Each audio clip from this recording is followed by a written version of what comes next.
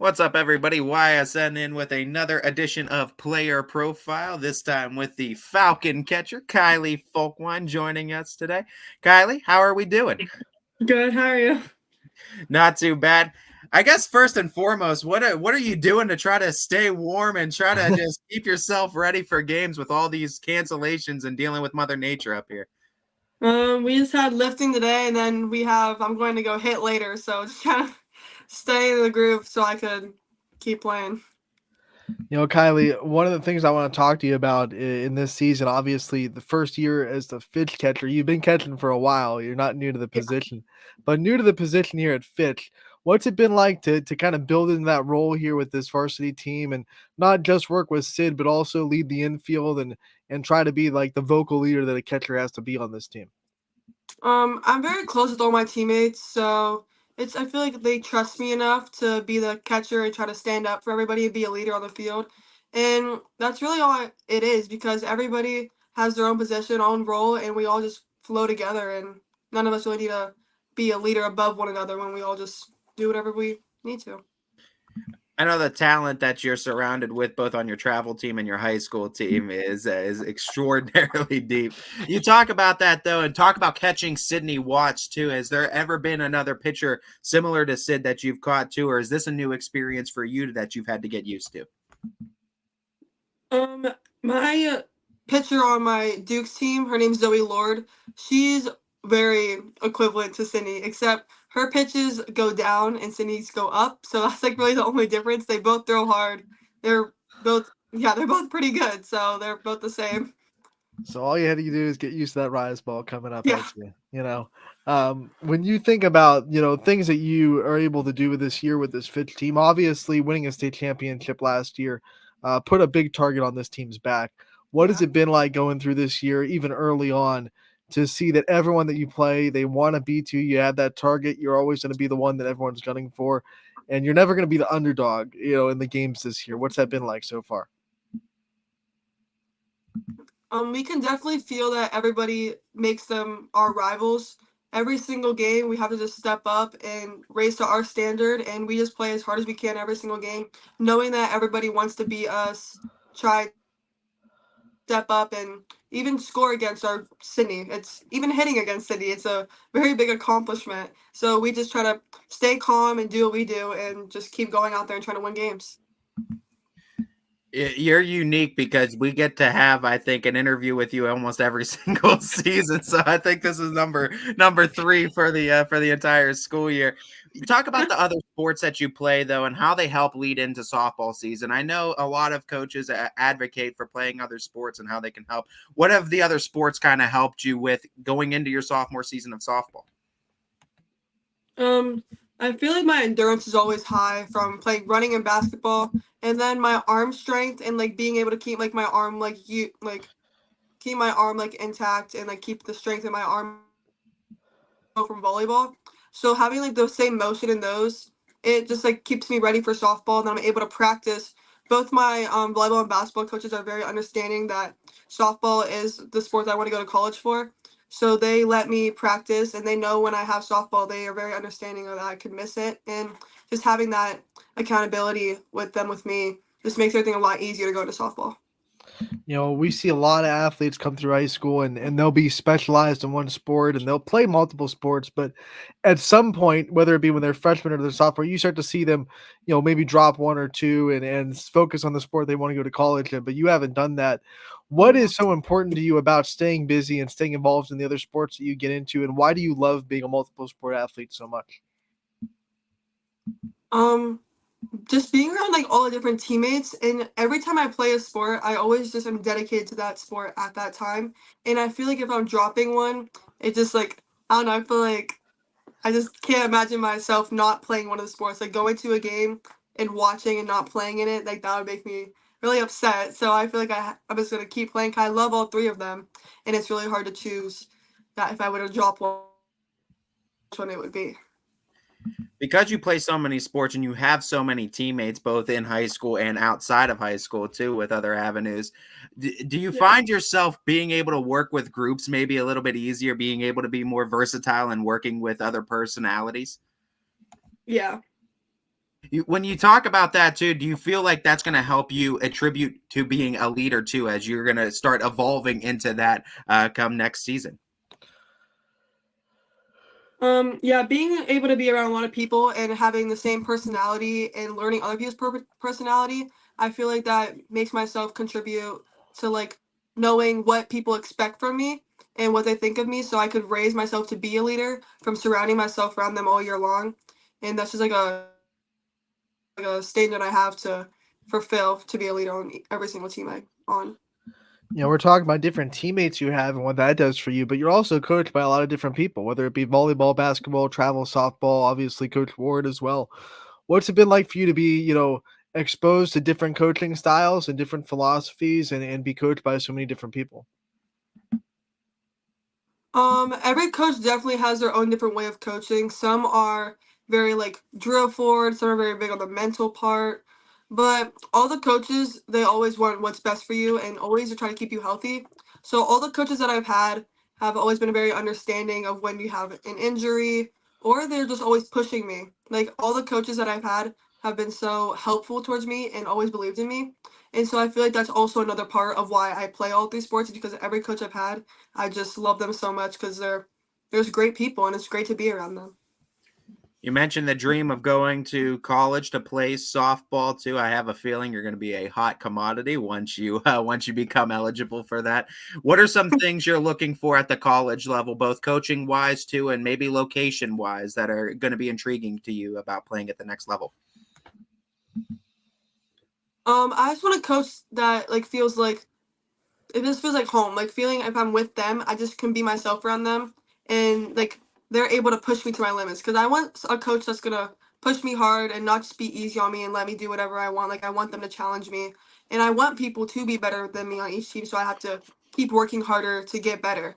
And for like the places so far from all the camps that I went to, my favorite is like definitely I want to go down south. I like the warm weather, and I feel like the competition is a lot like more challenging. And yeah, I just like to be warm, so I definitely want to go down south.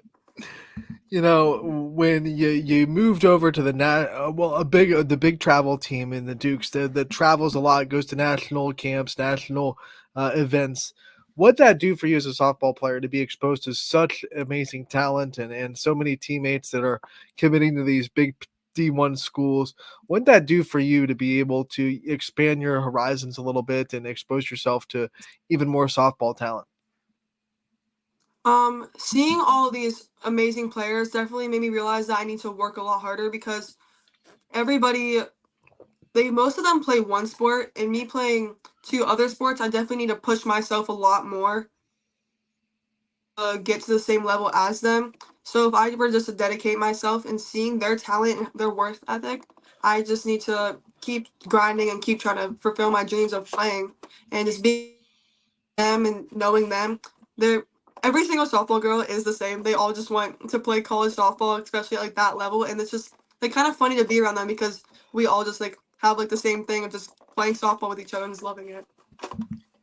I want to talk about your high school experience as well. I mean, you went from volleyball and basketball where you were kind of one of the hunters, right? You're hunting for conference championships too. You guys, I mean, good teams in both respects too, but this is a little bit different. This is a nationally ranked team. Does your mentality change from being, I guess, the hunters to the hunted now, the talk of the town, the one that everyone in the area is trying to take down? Does your mentality change from those sports to softball, or does it stay the same?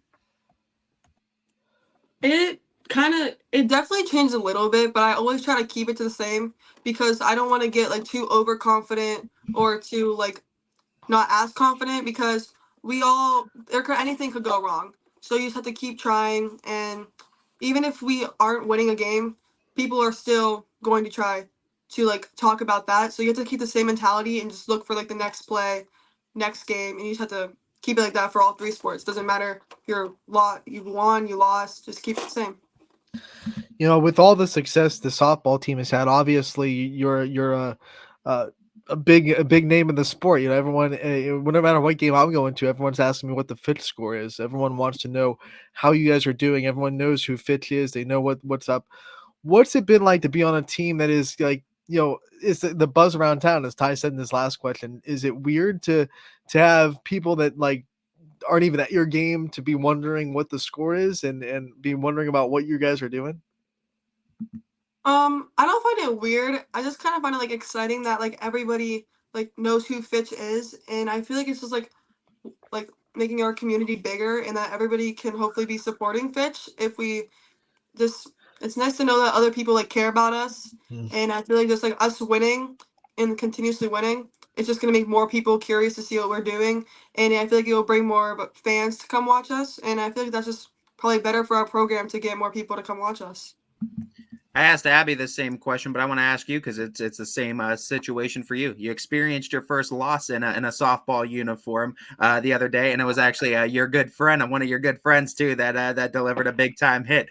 When you talk about experiencing that, do you find value in that first loss in softball too? I mean, you guys bounced back right away. Was there value in that too? And what were the talks like with Leah after the game? Um, Actually, my mom and her parents and her went to dinner, and I did not go with them because I didn't really want to. But I love Leah. That was a great hit for her. I'm really happy that she deserves that. She needed that confidence boost, and I'm very proud of her for that. But losing that game, I feel like that definitely we needed a setback because we were just used to winning. Like we haven't like known I haven't felt in high school what it has been like to lose with softball, but just having that setback is just gonna make us keep pushing farther. And one of the talks in the locker room were that Texas just beat Oklahoma, and Coach Ward just like kind of like compared that to us, and Oklahoma's gonna go win another national championship this year, and we can just compare that to that we should go to state, and we just need to keep pushing harder every single practice and game to just make it to where we want to be. That's awesome. And Coach Ward's always comparing you guys to Oklahoma when he's talking to you. I was part of one of his talks after a scrimmage.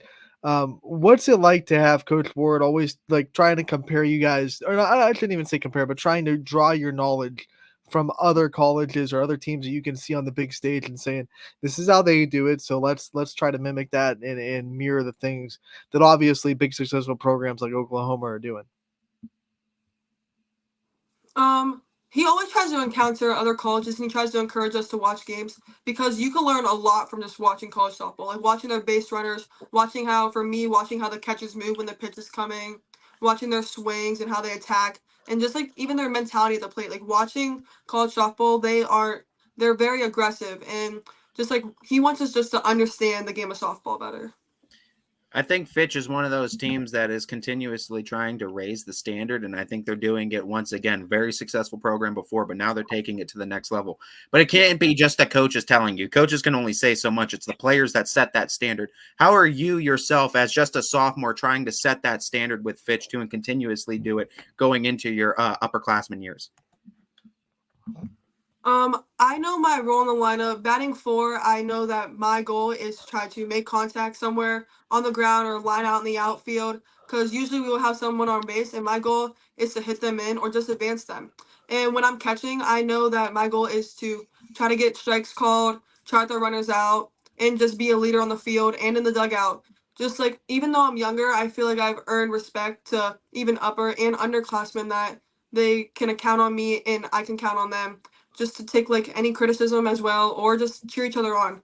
That's all we really need. So Kylie, before we let you go, we got to hit you with some rapid fire questions to get to know you a little bit off the field. My first question is, if you could play at any other position, obviously you're a catcher now, so if you could transition to maybe a position that you haven't had the chance to play yet, what kind of position would you want to play? I want to pitch. We asked Abby this, and since that was your answer, I'm going to ask it too. With the trend on social media right now for softball is lining up the whole team, having them all pitch, and then trying to guess who the pitcher is. If the non-pitchers did that, who do you think could sell it the most? Well, it's kind of like cheating, but Kayliana because she used to pitch. So that was the answer that from Abby. Yeah. You have any big softball superstitions that you stick to? I have to eat either Chick-fil-A or Subway before every game. My hair has to be in some sort of bubbles, and I have to have eye black on, and I have so many. I can go on forever. And I have to have jewelry on. Like it's a long list. What's your softball ick, Kylie? Oh. Either like plastic like face masks or when like the uniform just doesn't like look right. Like you have to look right. If it doesn't look right, I don't like no. No, it's not looking right. When obviously you have to bounce back from failure really quick. When you don't get the hit or you're having a bat that's not exactly the way you wanted it to go. How long do you give yourself to shake it off? Because every player is a little bit different. They give themselves maybe the walk to the dugout, maybe their next at bat. How long do you take to kind of feel that emotion of dang, I really wanted to hit there, and then move on to the next thing you have to do? After the next player goes into the box, or if I was the last out, I have to shake it off right away. That's really what I have to do. So I'll just go into the dugout, set my glove down, and then as soon as the next player gets into the box, I just start cheering for them. So hopefully they can hit the ball because obviously I did not. So That happens less often than it does, so that's always good, Kylie. Who are some of the other good friends too outside of Fitch softball that you have in the softball world? We talked about Leah. Who are some other ones? my cousin Brooke from Crestview. I can't think of any on the top of my head. Josie Milliken from West Branch. Mm-hmm. Kaylin Pleska, Jaylee Will, Kira Brogan. They're all like my old teammates, so there's like a bunch of them. Yeah. I had to break the dam too. Yeah. It took one or two, and then it started. Yeah. I think that's all. Kylie, before we let you go, though, I do want to give you the opportunity to shout out the support system. I know you've been doing this a lot through almost every interview, but I want to give you the opportunity. Shout out your softball supporters and who's been there for you throughout this journey.